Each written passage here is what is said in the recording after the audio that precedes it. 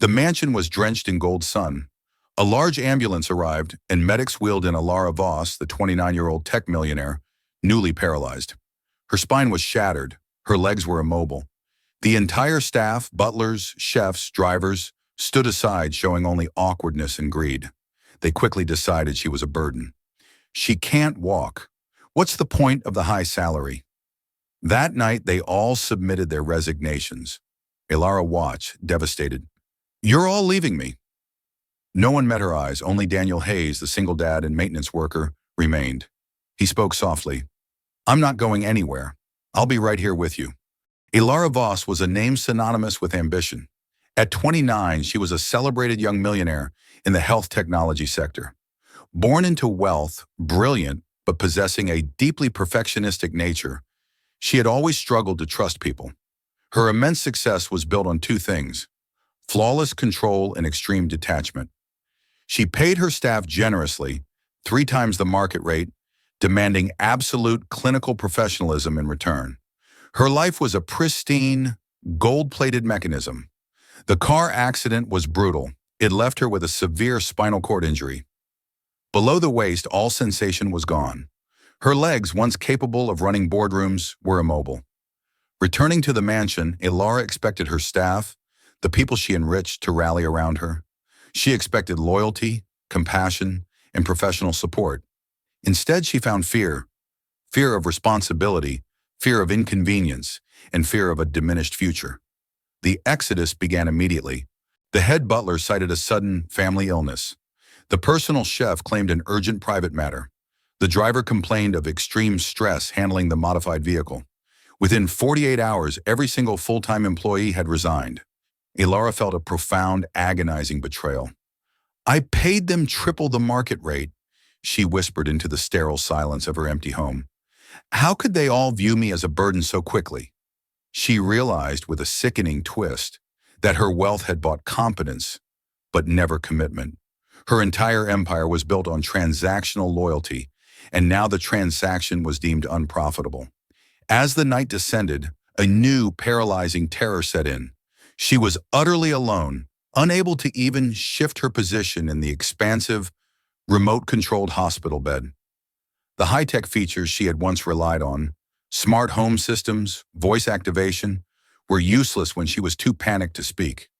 The silence of the mansion, once comforting, became predatory. She tried to call her father but couldn't reach him on his international flight. For the first time, Alara, the master of her universe, was completely dependent and helpless. The only person who remained was Daniel Hayes. At 36, he was a single father to 7-year-old Lily and worked part-time maintenance. His job was strictly confined to fixing a broken lock, changing light bulbs, or troubleshooting the water pump. Nothing related to specialized care. He was the one person she hadn't paid enough to be expected to stay. His life was defined by manual labor and quiet responsibility, a stark contrast to her digital, detached existence. Why are you still here, Daniel? Alara asked, her voice tight with disbelief and skepticism. Daniel, wiping a smudge of grease from his uniform, looked at her calmly. I need this job for my daughter, yes. But more importantly, no one should ever be abandoned when they're at their weakest, he added. This place has many systems, Miss Voss. They all need maintaining, even the ones that can't be seen. His daughter Lily often accompanied Daniel when he had evening tasks.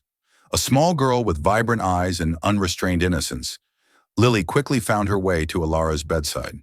You look like a princess, Lily announced, placing a slightly wilted flower on the nightstand. Just a little sad, that's all. We should fix that. Alara laughed, a rusty choke sound, for the first time since the accident. Daniel began helping with the small, crucial tasks that were now insurmountable for Alara. Drawing the heavy velvet curtains, fetching water from the kitchen, adjusting the motorized bed, even repairing a loose wheel on her state-of-the-art wheelchair. He never hovered, never pitied, and never showed a flicker of awkwardness. He treated her as a human being worthy of respect, not an object to be pitied. His actions were grounded, practical, and efficient. One evening, Alara was struggling with severe muscle spasms. The tightness was unbearable. Daniel, without asking, gently soaked a cloth in warm water. He knelt by her bed and carefully placed the warm compress over her rigid lower calves. The heat slowly eased the tension. Ilara watched his face, focused and respectful. The simple act of warm, non-judgmental touch was too much. Tears streamed down her temples. No one had touched her paralyzed legs with such genuine care and respect since the accident. It was the first time she felt seen, truly seen, beneath the silk sheets and the despair. Daniel's genuine, respectful care for Ilara's pain established a bond far deeper than any monetary contract. The news of the paralyzed millionaire Voss spread like wildfire. The world of finance, celebrity, and media descended upon the quiet, isolated mansion. They were less interested in her recovery and more interested in the spectacle of her downfall.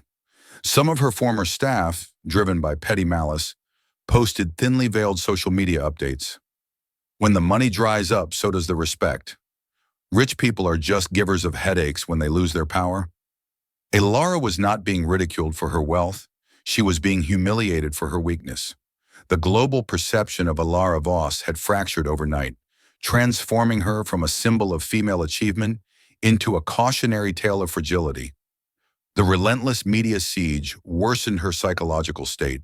The constant drone of surveillance drones and the shouted questions made her fear leaving the safe confines of her bedroom. The simple act of looking out the window felt like stepping onto a public stage for mockery. Her phone, once a connection to power, now felt like a tool for invasion. One afternoon, a group of paparazzi managed to scale the high perimeter wall, barging into the manicured garden. They shouted cruel questions. "Ms. Voss, how does it feel to be crippled? Is your business sinking because you can't stand up?" They were relentless, seeking the soundbite of broken arrogance. Ilara panicked. She fumbled with the joystick of her wheelchair, trying desperately to maneuver away, but her shaking hands sent the chair spinning in a tight, helpless circle. The loss of control was absolute. Daniel, working on a faulty security light nearby, ran toward the confrontation like a shield. "That is enough! She is not prey for you to hunt," he roared, a raw, protective anger in his voice that Ilara had never heard. He physically positioned his body between the telephoto lenses and Ilara, his back absorbing the flashing light. This simple maintenance man was the only barrier between her and utter psychological collapse. He quickly pushed her chair, guiding her toward the safety of the mansion doors. Inside, Ilara was shaking violently, her breath ragged. I hate being seen like this. I hate feeling so exposed and weak." The words were laced with the fury of a formerly omnipotent leader stripped of her armor. Daniel knelt down beside her chair, placing his strong, warm hand over her trembling one. "Weakness is not a crime, Ilara. Cruelty is." In the days that followed, Daniel went beyond his janitorial duties. He intuitively began researching paraplegia care. He learned to help Ilara adjust her seating position regularly to prevent painful pressure sores. He assisted in gently lifting her legs, holding them steady as she tried to flex her unresponsive muscles. He researched massage techniques for spasticity and discovered the precise angle of afternoon sun exposure that would minimize her chronic pain. He moved with a practiced confidence that belied his current role.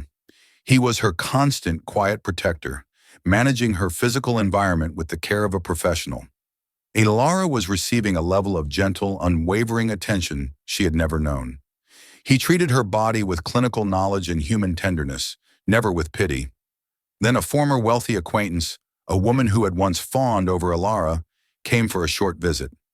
As she left, she leaned down and whispered condescendingly, "I'm so sorry, dear. You just aren't the role model you used to be." Daniel, standing behind Ilara, clenched his fists, struggling to maintain his professional distance. Ilara simply bowed her head and remained silent, absorbing the blow, which felt worse than any media attack. She felt like a failed investment. That night, Ilara finally broke, tears wetting her pillow.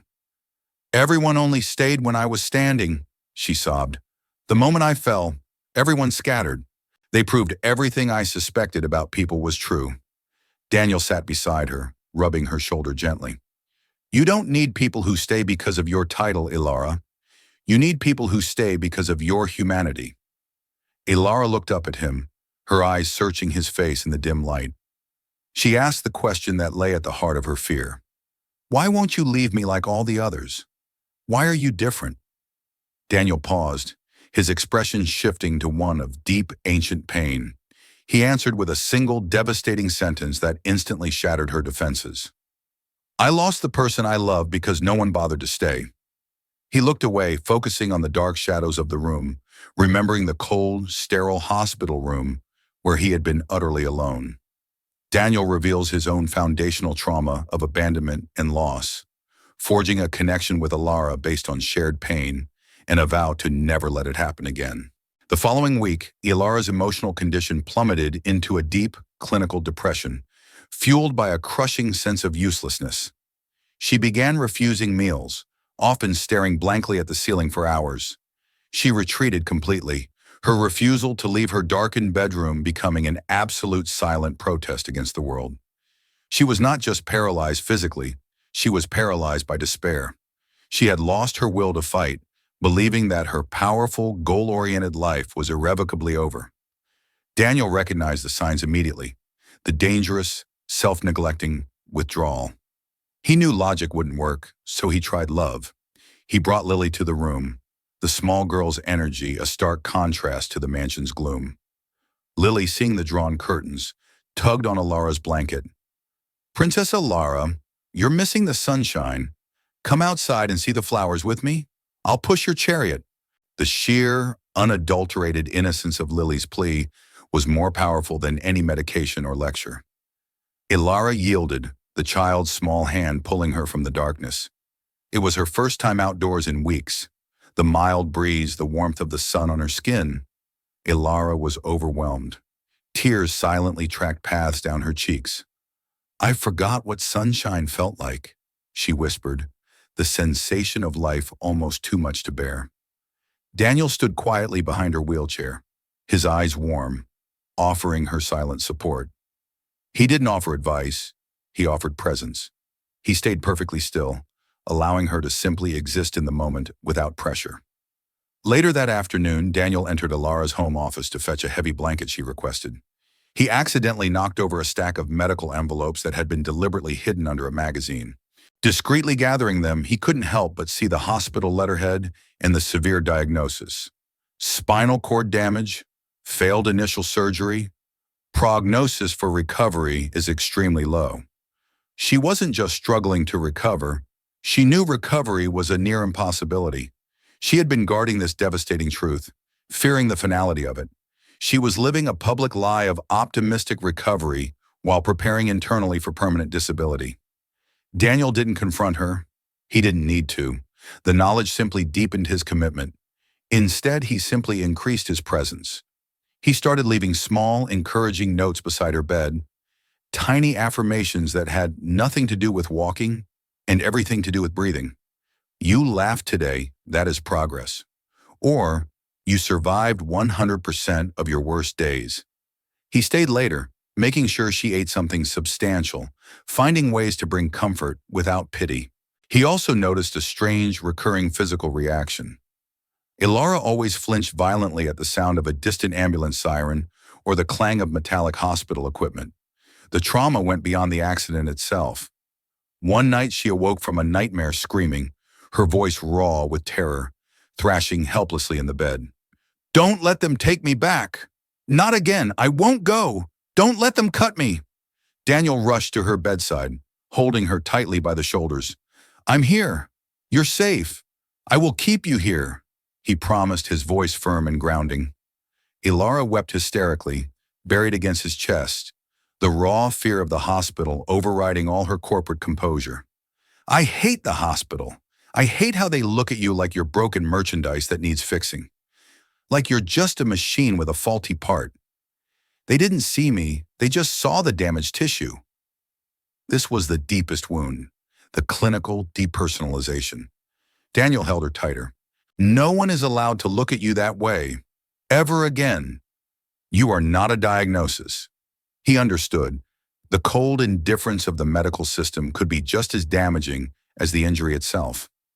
He ensured the doctors only visited when she felt strong enough, giving her back the control she desperately needed. A few days later, a highly specialized physical therapist, Dr. Chen, arrived for a confidential home assessment. After observing Daniel meticulously reposition Alara's legs, stretch her tight muscles, and manage her pain, Dr. Chen was stunned. "Mr. Hayes," the doctor asked, confused, "did you ever work in the medical field? Your technique is professional grade. That specific passive range of motion routine is taught only at the postgraduate level." Daniel flushed, lowering his head. I studied a bit. I picked things up." He tried to deflect, hoping to disappear back into his maintenance uniform. Dr. Chen, suspicious, glanced at Daniel's full-service record file provided by Kingston Corp's HR. He scanned the past employment section and stopped dead. His eyes widened in stunned recognition. "You are Daniel Hayes, the senior rehabilitation technician? The one who published the widely cited paper on complex spasticity management. You walked away from a multi-million-dollar research grant. Why are you a maintenance worker?" Ilara, sitting quietly behind the partially open door, gasped, her hand flying to her mouth. Daniel sighed. The weight of his secret finally lifted. His eyes were red-rimmed. "My wife, Clara, developed aggressive, rapid-onset cancer. I quit my career, a job I loved, helping people walk again, helping them fight, to become her full-time caregiver until her last breath." He paused, the memory crushing him. "She was paralyzed with fear, not from the disease, but from the feeling that she was burdening me. I promised her I wouldn't leave, but when she was gone, I couldn't face the place where I lost the fight. I couldn't face the failure." He confessed he found the janitorial job because it was the furthest thing from saving a life. He needed to avoid the weight of that responsibility. "After she passed, I couldn't set foot in a hospital again. Every hallway, every antiseptic smell, every room looked exactly like our last day together. Being a technician felt like betraying her memory." Ilara pushed her wheelchair into the room. Her expression was a mix of shock and agonizing empathy. The man who was rescuing her from her own sense of worthlessness, the man she saw as a simple janitor, was in fact a deeply wounded professional who had sacrificed everything for love, and whose current job was a self-imposed penance. His grief was profound, permanent, and selfless. She realized her own pain, as deep as it was a recent wound. His was a scar he carried every day. Tears streamed down her cheeks. She extended her hand to him. "Daniel, if I am such a burden and this job brings up your past pain, why did you still stay? Why risk your fragile peace for me?" Daniel smiled, a complex mixture of sorrow and resolve. "Because I know the feeling of total abandonment. I vowed I would never let another person experience it on my watch. You deserve someone who knew how to truly care." Ilara clutched his hand fiercely. You are the only person who makes me feel like I'm still worth saving, Daniel." The dual reveal solidifies the emotional bond. Ilara is hiding the severity of her condition, and Daniel is hiding a heroic past defined by loss, making their mutual rescue inevitable and deeply personal. With Daniel's secret identity revealed, their relationship shifted from a client-employee dynamic to a therapeutic partnership built on deep, shared understanding. He was no longer just the handyman, he was her specialized, emotionally vested caregiver. He started a disciplined, gentle rehabilitation schedule, never pushing Ilara beyond her emotional limits. The focus was on regaining core strength, managing muscle spasms, opening her chest for better respiration, and practicing balance techniques in the chair. Crucially, Daniel started incorporating mental therapy disguised as life coaching. He pushed her to reclaim her corporate voice. "Your mind is not paralyzed, Ilara. Use it." He encouraged her to take calls from her board again, but with new rules. She met them in the garden, casually dressed, with Lily playing nearby. This was a deliberate act of vulnerability, forcing the shareholders to see her as a person, not a CEO-shaped machine. She began setting firm boundaries, refusing to be bullied by the very company she founded. Daniel also introduced simple biofeedback equipment, a relic from his past work, allowing Ilara to visualize her residual muscle activity. "You can still command your body, Ilara. You just need to see the tiny connections that are left. This renewed her belief in her own physical capacity. Lily, meanwhile, served as Alara's emotional catalyst.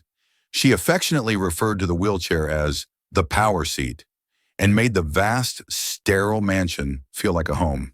She forced Alara to play board games, read silly stories, and watch cartoons, activities Alara's former life would have deemed wasteful.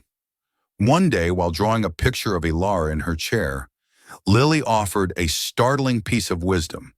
You don't need to stand with your feet, Princess Alara. You can stand with your heart. The simple truth silenced Daniel and Alara. It was a profound summation of their journey. Slowly, Alara began to reclaim her self-worth.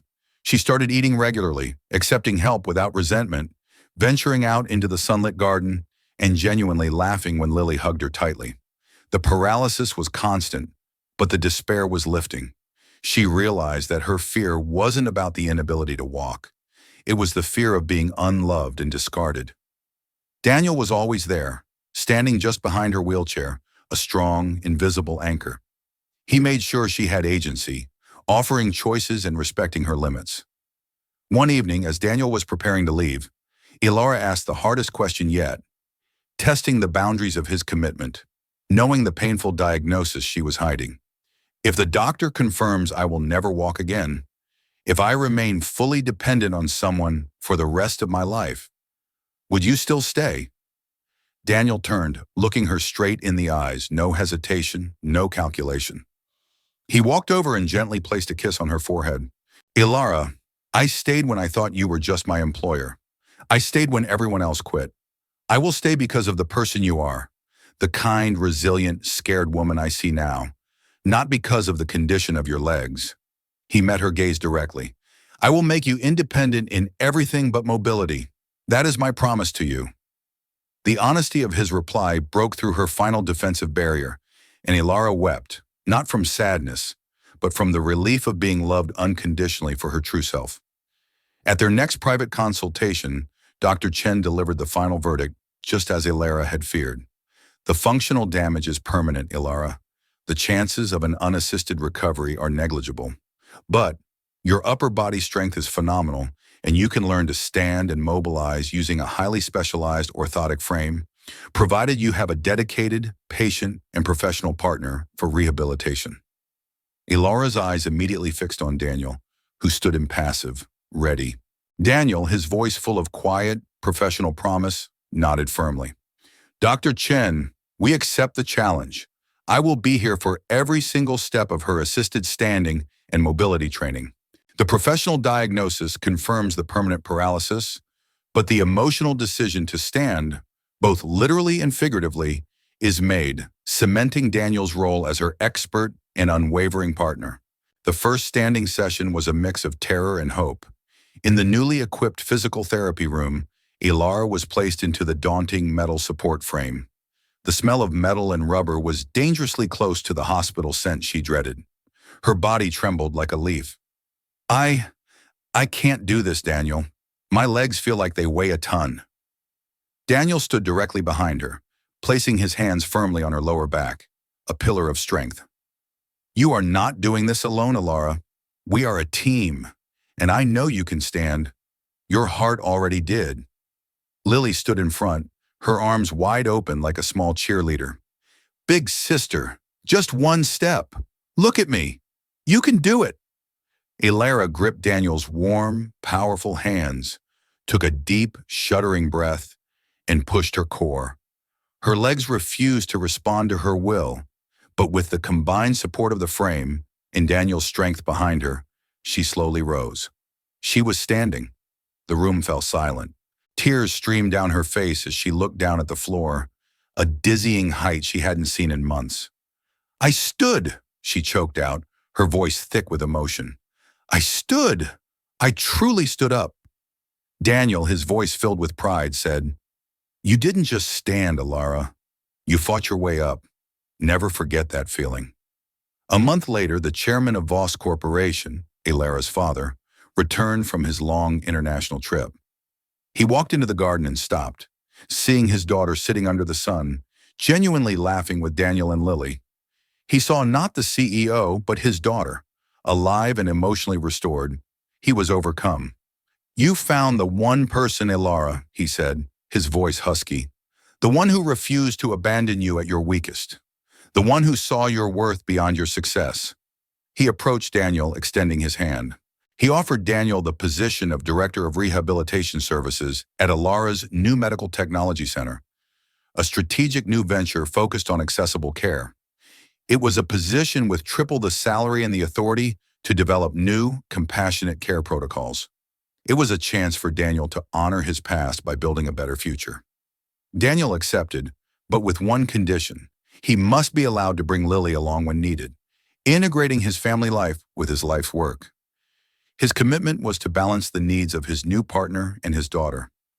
Ilara wheeled closer to him, her expression soft and grateful. "Thank you for staying when the whole world walked away. You gave me back my life, Daniel. And you gave me something better than my legs. You gave me trust." Daniel gently touched her hand, his gaze meeting hers. "I only did what I wish someone had done for Clara.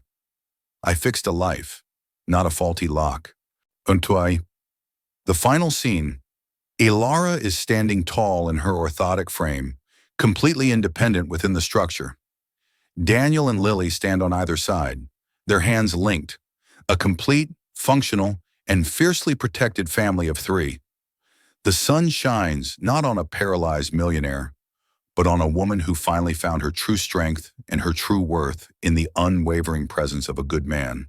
If you believe stories like this deserve to be told, leave a comment and subscribe to NL Touching Stories. We tell the stories that shouldn't be forgotten.